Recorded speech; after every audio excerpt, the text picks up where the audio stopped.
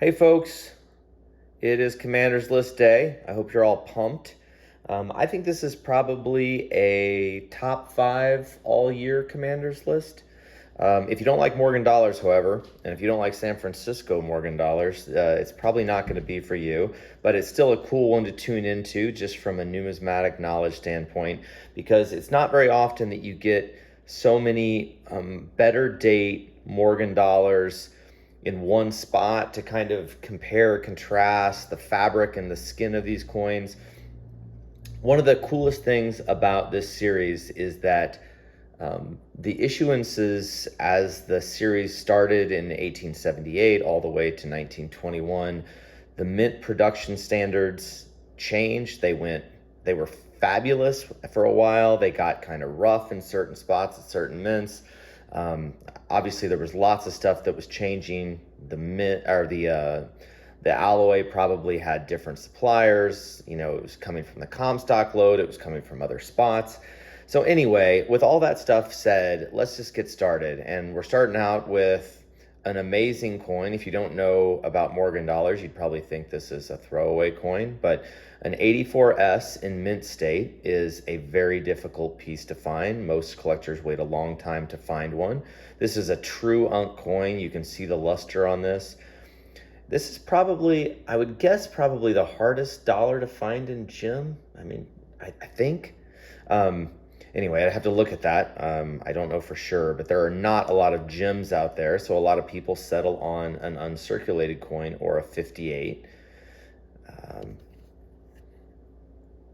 This is pretty standard for what a skin should look like on an 84S. Flashy, not as flashy as like an 82S or 81S Morgan, but still a flashy S mint. Just a hair of toning on the reverse, so not blast white, but also one of the reasons why it still retains really good skin on it. Not a cheap coin. Look at this coin out there to see what it would go for, and it will be for sale very, very soon, here tomorrow at 9 a.m. So give me a holler if you're interested in this piece. All right, next up, 86S. Much easier coin in gem, but still a really nice looking coin. Typical luster of an 86S. Again, kind of that in-between luster of like a P mint and a really flashy early 80s mint. Coin is blast white, gorgeous.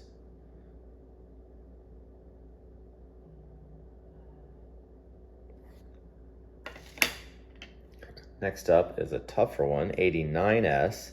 This coin is very high end.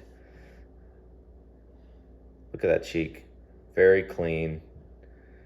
Kind of that satiny, chromy luster. 89S's come like this a lot. Hammered strike, look at the strike. Look at the curl above the ear. Hint of toning. Reverse matches perfectly. The hologram's a little messed up. I apologize for that, but cannot be fixed. 65 plus coin for sure, in my opinion. Great looking piece. All right, now we're getting into even bigger ones. 95S. All right, 95S's do not come looking very nice. They come heavily baggy. Anytime you can find a near gem 95S, or even a gem, it's a great coin to put away. This coin is blast white. The eye appeal on these coins usually is complete dog meat, and this coin actually faces up really nice. This is typical luster or above average luster for a 95S, certainly way above average on eye appeal. Go out there on the floor and look at some that are even in 63. This coin is limited by, I don't think it'll ever gem because of that line on the face there. Not horrible, certainly not a scratch. It is a hairline. Reverse, great looking. Coin is a gem on the reverse. Nice cameo contrast. Great, great, great 95S. All right, and the last two, O2S. I would call this a 66B coin because of the reverse. Cheek is uber smooth though. Left obverse field, super smooth. Typical luster for an O2S. Or type of luster. I would say the luster is a little bit better, but this typical type of luster. I think it was starting probably in this year. O1S's kind of depend, but in this year, they started getting like what I consider to be like greasy luster. This is in between. You'll see the next coin has that greasy sort of luster, and then it gets even worse on O4S's. But this is a great coin to kind of memorize. That hit underneath, God, we would never get this into a plus coin, certainly not a 7. I think it's properly graded as a 66B in my opinion. Little hint of toning again. Great looking piece though either way. O2S's are a lot easier than O3S's, which leads me to probably my favorite or second favorite coin of this group, which is this O3S. This coin is high end compared to the O3S. This could easily be a 66 plus coin. Clean cheek, tiny little bit of chatter right there, like it's more like just grazes in the left obverse field. Coin is blast white. This is that greasy sort of look. And it's not even really bad for an O3S. Sometimes they come really kind of oily looking, like somebody put something on the coin. And the reverse is amazing as well. This coin is freaking baller. Freaking love this coin.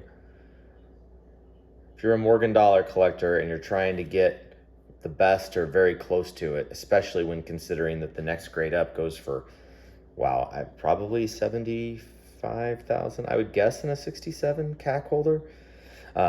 Anyway, this is a great opportunity. Still an expensive coin, hammered strike, tons of eye appeal, old blue label holder, and a great finish to a great Commanders list. Folks, if you like what we're doing here, please hit the subscribe button. I always wait till the end of that. I try not to be one of these guys that pumps their YouTube channel too much, but if you like it, please hit it, share it with your friends. Let me know if you want to get on the Commanders List email, which goes out every Thursday at 9 a.m. And until next week, happy hunting.